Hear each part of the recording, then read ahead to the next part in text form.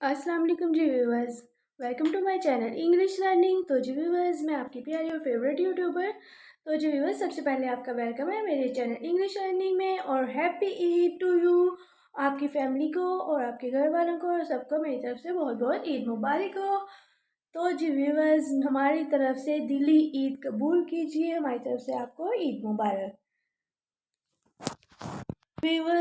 तो जी व्यूवर्स, इसके साथ हम आपको दिखाते हैं अपना ईद का ड्रेस।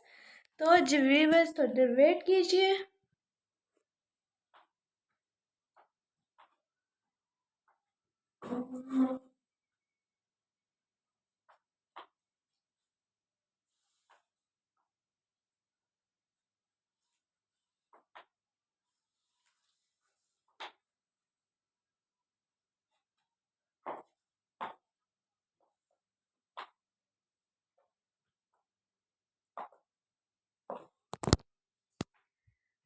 तो जी व्यूवर्स, ये है मेरा ईद का ड्रेस। तो मुझे कमेंट करके बताइएगा कि मेरा ड्रेस कैसे था, और आपको हम सब की तरफ से और मेरे घर वालों की तरफ से और आपके घर वालों को सबको हमारी तरफ से ईद मुबारक।